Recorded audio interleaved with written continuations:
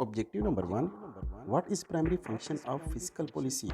Physical policy का primary function क्या होता है, तो हम आपको बताते चलें। फिजिकल पॉलिसी एक ऐसी पॉलिसी होती है जिसमें गवर्नमेंट अपनी स्पेंडिंग और टैक्सेशन को कंट्रोल करती है, उसको मेजर करती है।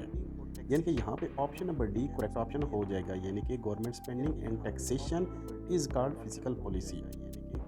Objective number two, which of the following is feature of perfect competition. Perfect competition मतलब मुकम्मल मुकाबला के यहाँ पे फीचर्स क्या क्या हैं, उसकी खुसूसियात क्या हैं, तो हम आपको बताते चलें। परफेक्ट कंपटीशन एक ऐसा कंपटीशन होता है जहाँ पे बहुत सारे खरीदने वाले, बहुत सारे बेचने वाले होते हैं। ये ऑप्शन बिल्कुल करेक्ट है। नो बैरियर्स ऑफ एंट्री, आसानी से दाखिला और आसानी से इखराज हो सकता है। आइडेंटिकल प्रोडक्ट्स बिल्कुल होती हैं, यानी कि ये आपके पास जो ऊपर वाले तीनों ऑप्शन हैं ये ठीक हैं, यानी कि ऑप्शन नंबर डी यहाँ पे करेक्ट हो जाएगा, ऑल ऑफ दी अबव हो सकता है। Objective number three, what does GDP stands for. GDP जो है ये इकोनॉमिक्स की एक टर्मिनोलॉजी है जिसका मतलब होता है ग्रॉस डोमेस्टिक प्रोडक्ट, यानी कि ऑप्शन नंबर ए यहाँ पे करेक्ट हो जाएगा।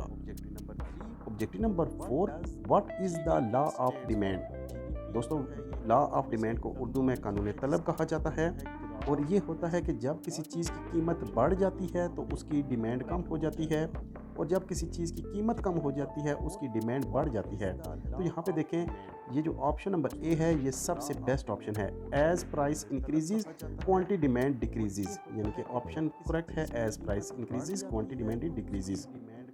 Objective number five, what is the main goal of monetary policy. Monetary policy का सबसे बड़ा मकसद क्या होता है, तो याद रहे मॉनेटरी पॉलिसी का सबसे बड़ा जो मकसद होता है वो इन्फ्लेशन को कंट्रोल करना होता है। इसके मुतबादल होता है फिजिकल पॉलिसी, जो कि गवर्नमेंट की स्पेंडिंग और टैक्सेशन के बारे में बात करती है। जो मॉनेटरी पॉलिसी होती है वो सिर्फ और सिर्फ इन्फ्लेशन को कंट्रोल करती है, तो यहाँ पे ऑप्शन नंबर एक करेक्ट ऑप्शन हो जाएगा। Objective number six, what does CPI stand for. दोस्तों, सीपीआई और डब्ल्यूपीआई ये जो होते हैं ये इन्फ्लेशन की टाइप्स होती हैं। सीपीआई को कहते हैं कंज्यूमर प्राइस इंडेक्स, और जो डब्ल्यूपीआई होता है उसको कहते हैं होल प्राइस इंडेक्स।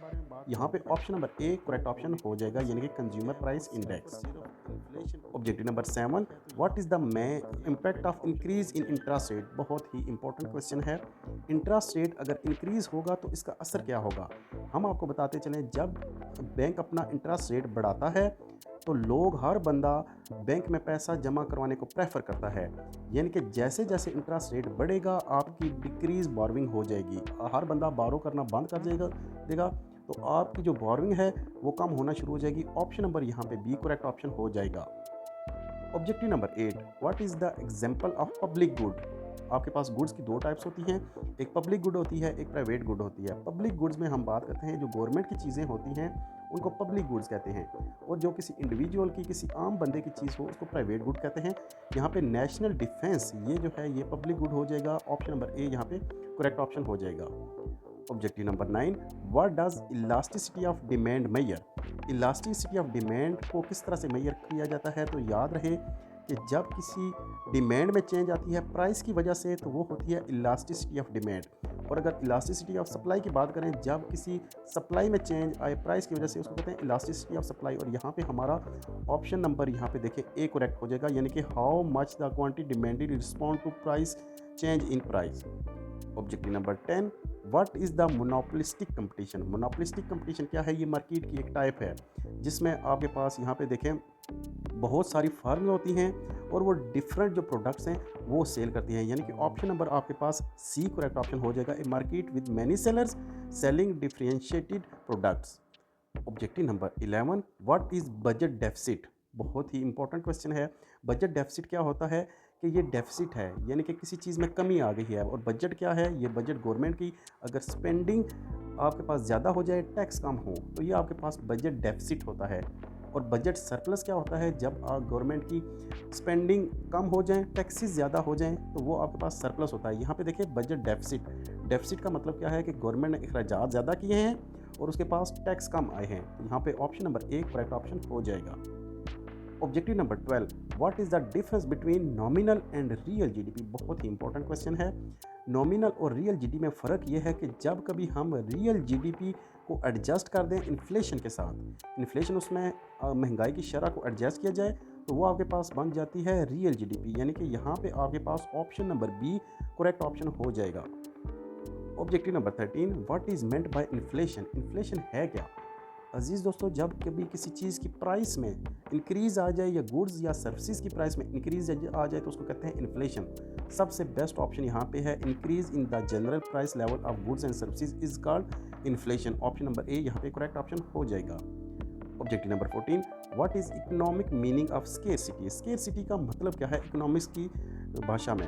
तो हम बात कर लें कि द गैप बिटवीन, जब आपके पास लिमिटेड रिसोर्सेज हों और अनलिमिटेड वांट्स हों तो इसको कहते हैं आप स्केरसिटी, यानी कि यहाँ पे option number A correct option हो जाएगा।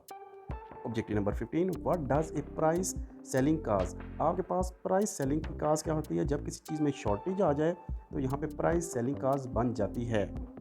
Option number B correct option हो जाएगा। Objective number 16, what is a progressive tax? Progressive tax क्या है? दोस्तों, टैक्स की 3 टाइप्स होती हैं, एक प्रोग्रेसिव होता है, एक एग्रेसिव होता है, एक न्यूट्रल टैक्स होता है। प्रोग्रेसिव टैक्स में जैसे जैसे आपकी इनकम बढ़ती है टैक्स रेट भी बढ़ जाता है, और जो एग्रेसिव होता है इनकम बढ़ने से टैक्स रेट कम हो जाए उसको एग्रेसिव कहते हैं। और तीसरा न्यूट्रल, जितनी बेशक इनकम बढ़ जाए टैक्स रेट सेम रहे तो उसको कहते हैं न्यूट्रल टैक्स। और यहाँ पे देखें प्रोग्रेसिव टैक्स, जैसे जैसे टैक्स रेट बढ़े, जब आपकी इनकम बढ़े, इनकम बढ़ने के साथ टैक्स रेट बढ़ जाए तो उसको कहते हैं प्रोग्रेसिव टैक्स। ऑप्शन नंबर ए यहाँ पे करेक्ट ऑप्शन हो जाएगा। Objective number 17, what is the opportunity cost of an action?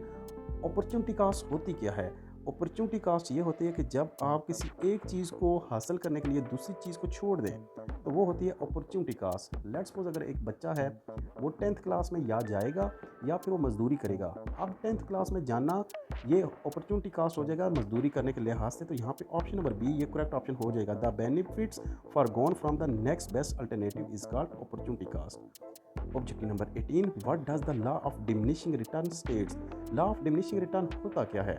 जब कभी आप किसी चीज़ में ख़ास हद के बाद इनपुट लगाएं और अगर आउटपुट में कमी आ जाए, इनपुट लगाने से, लेबर को लगाने से अगर आउटपुट में कमी आ जाए उसको कहते हैं law of diminishing return states. यानी कि यहाँ पे आप देखें ऑप्शन नंबर आपके पास बी करेक्ट हो जाएगा। After a certain point additional unit of input lead to smaller increase in output is called law of diminishing return. Objective number 19, what is the role of central bank? Central bank का role होता क्या है? अजीज़ दोस्तों, central का जो role होता है वो होता है set interest rate, print money, ये भी होता है regulate commercial bank, all of the above. ये तीनों जो होते हैं ये सेंट्रल बैंक के फंक्शंस होते हैं। तो हमारे पास option number D correct option हो जाएगा।